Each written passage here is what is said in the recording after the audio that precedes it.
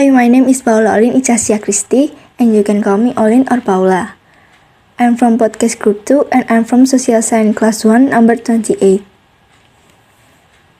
I was born in Surakarta on 27 October 2005. And today, my friends and I will read the result of our podcast which discuss hobbies and sharing in the pandemic era. Let me introduce my group member one by one. Hello, my name is Alvina Aresita. You can call me Vina. I was born in Surakarta 7 December 2005. I'm student in the first year of high school at Pangtiluhur Saint Joseph Senior High School. Hello everyone, I would like to introduce myself to you. My name is Nathan Ramadian and people usually call me Nathanael. I am 16 years old and I was born in Singapura, Kartasura on February 17, 2005. I study at Pangtiluhur Santo Yosef Surakarta Senior High School. Hi, my name is Christopher Bagas Prasetyo. I also called Topper. I study at Pangtiluhur Santo Yosef Surakarta Senior High School. I am 15 old. I was born in Klaten on April 26, 2006. Di era pandemi ini, mungkin kita banyak mengeluh dengan keadaan yang kita hadapi sekarang.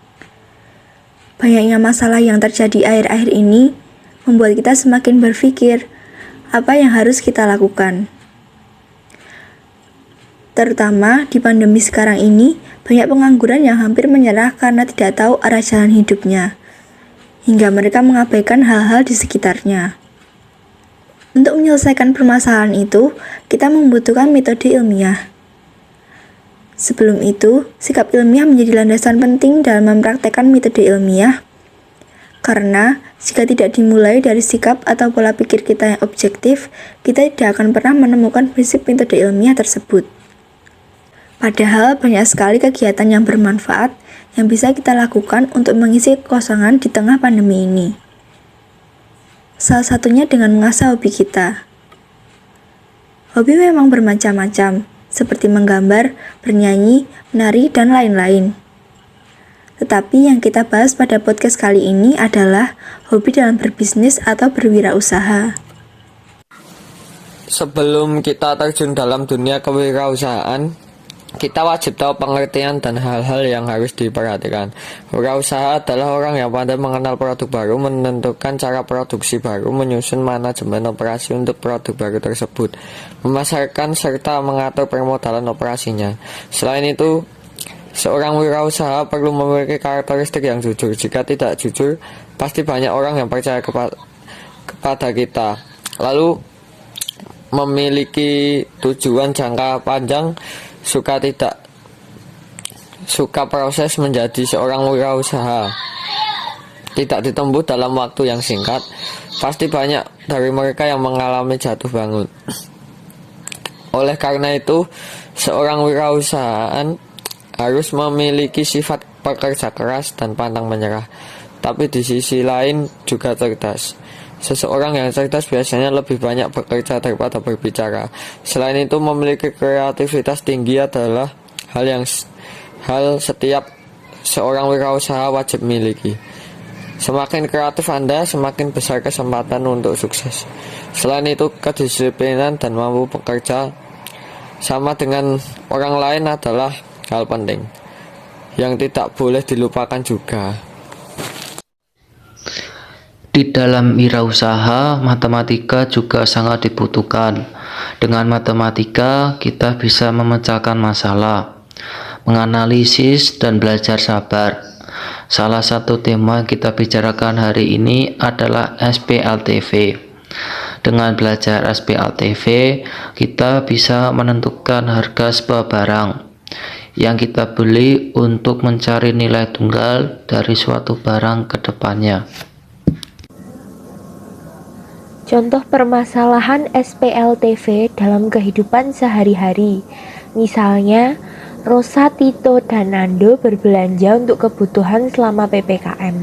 Rosa membeli 2 kotak vitamin, 1 kardus makanan ringan, dan 1 galon air. Rosa harus membayar 43.000.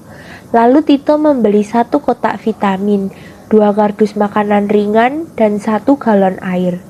Tito harus membayar 39.000. Kemudian ada Nando yang membeli 3 kotak vitamin, 2 kardus makanan ringan, dan 1 galon air. Nando harus membayar 65.000. Dan untuk menentukan setiap 1 kotak vitamin, 1 kardus makanan ringan, dan 1 galon air, kita harus menggunakan SPLTV. Ada berbagai metode untuk menyelesaikannya, di antaranya yaitu metode eliminasi, metode substitusi, dan metode campuran. Berbicara kewirausahaan dan matematika, kenapa kita tidak mencari kegiatan yang berhubungan dengan itu semua? Wah, kegiatan apa tuh? Apalagi kalau bukan berbagi dengan yang membutuhkan. Hah, gimana ceritanya kewirausahaan dan matematika berhubungan dengan kegiatan berbagi-bagi? Ada. Dengan kita berwirausaha atau menghasilkan usaha, kita tentu mendapat banyak penghasilan. Salah satu memanfaatkan penghasilan tersebut dengan berbagi rezeki kita dengan orang yang kurang mampu. Misalnya kita mendapat 500.000 per bulan. Kita bisa mengambil 200.000 untuk berbagi dan sisanya ditabung untuk kebutuhan sehari-hari. Wah, boleh tuh. Di pandemi ini pasti banyak orang di luar sana sedang kesusahan dalam memenuhi kebutuhan hidupnya. Tapi kira-kira kita mau berbagi apa nih? Bagaimana kalau nasi kotak dan sembako? Oke tuh, deal. Dengan cara itu kita merasa bermanfaat bagi sesama yang membutuhkan dan ikut merasa sepenanggungan. Tanpa sadar kita telah melakukan contoh dari PPKN melatih peran serta warga negara dan persatuan Indonesia. Dengan berbagi, kita bisa menumbuhkan relasi yang kuat antar sesama, meningkatkan persatuan dan kesatuan antar warga Indonesia. Di samping kita berbagi, kita bisa melihat bagaimana pola perilaku, pola pikir, kedudukan, dan hal lainnya yang berkaitan dengan kegiatan maupun pekerjaan mereka selama pandemi dan PPKM. Akhirnya kita pun dapat mengidentifikasikannya dan memahami problematika dalam masyarakat sekitar rumah mereka secara lebih jelas. Kita semua pasti memiliki harapan besar untuk dapat tetap bertahan di tengah pandemi COVID-19. Nah, kita kan tadi sudah berbicara tentang berwirausaha. Kalian sadar gak sih kalau di masa pandemi ini kewirausahaan jadi beragam banget, masih berkaitan dengan hobi juga. Orang-orang cenderung memulai usaha sesuai apa yang mereka bisa. Enggak cuma terbatas di beberapa bidang saja. Sekarang ini orang-orang kreatif untuk memulai banyak sekali hal baru. Contohnya saja di bidang melukis. Mereka banyak menawarkan souvenir buatan tangan yang pastinya kualitas terjamin. Banyak juga yang awalnya hanya sekedar hobi menggambar fan art, tapi justru sukses karena banyak yang tertarik dengan karyanya. Kita juga punya contoh di bidang tarik suara. Akhir-akhir ini banyak sekali orang yang mencari lagu sesuai dengan suasana hati mereka. Mereka mulai rajin memperhatikan kesehatan mental yang mereka miliki. Banyak sekali penyanyi baru yang tentunya menghasilkan karya yang bagus di masa pandemi ini. Apalagi dengan adanya aplikasi yang membuat video pendek itu. Wah, karya mereka jadi laris manis. Semua contoh itu nggak luput dari pribadi manusia yang unik. Manusia tidak pernah ada yang sama. Semua manusia unik dan karena keunikan itu jugalah dunia sampai saat ini tetap bertahan. Sekarang bayangin aja seluruh dunia ini cuma punya bakat di bidang tarik suara. Kita mau makan apa? Kalau satu dunia cuma bisa bercocok tanam, siapa yang mau menghibur kita? Yang ada setiap hari kita cuma membahas bagaimana cara menanam sayur yang benar. Keunikan yang terbesar di seluruh penjuru bumi ini membuat kita punya ciri khas tersendiri dan dunia bisa berjalan dengan baik. Ngomongin soal manusia yang unik, di masa pandemi ini ada aja cara untuk saling bantu-membantu. Mereka menggalang dana secara online atau menjual hasil karyanya lewat internet dan menyumbangkannya semua hasil itu. Tapi kita kadang berpikir nggak sih, karena semua serba digital dan terpampang nyata di media sosial, terkadang sumbangan yang mereka buat itu terkesan seperti ajang kompetisi. Kalau bahasa kasarnya ya pamer. Bukannya kegiatan sumbang-menyumbang itu nggak baik, tapi kok kesannya kayak cuma dimanfaatkan oleh beberapa oknum saja untuk numpang tenar dan sekedar konten. Dari observasi yang aku lakukan, banyak sekali video yang beredar di dunia maya yang menggunakan kemiskinan sebagai ajang konten mereka. Terkesan membuat kickback yang paling sensasional dan yang sekiranya menarik pandangan mata empati orang-orang. Mereka peras untuk keuntungan mereka sendiri. Dan kalau udah begini agak sedikit susah nggak sih untuk membedakan mana bakti sosial, mana panjat sosial. Mungkin kita aja kali yang terlalu berpikiran buruk, tapi ya mau gimana lagi, namanya aja dusta media maya. Daripada berburuk sangka lagi, kita bahas apa yang baik saja dari hal sumbang menyumbang ini. Banyak banget orang hatinya tulus tergugah untuk memberi uluran tangan, tapi terkadang niat baik mereka ini terkendala oleh penyaluran.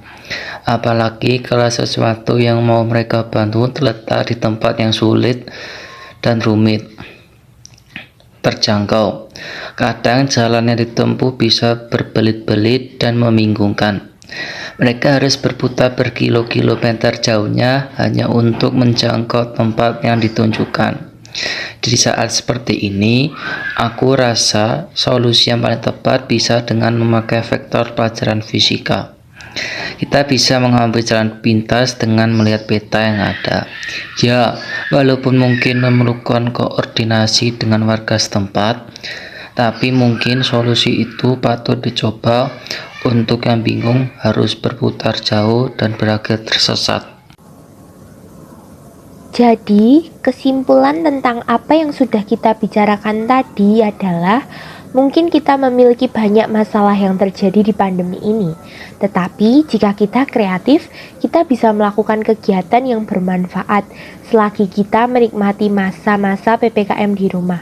Dan menurut kita, kegiatan-kegiatan tadi adalah kegiatan sederhana yang setiap orang bisa lakukan. Jadi, kenapa tidak mencobanya? Sekian podcast dari kelompok 2. Terima kasih. Panser hati, Di Panser Hati, Hidup San Yosef.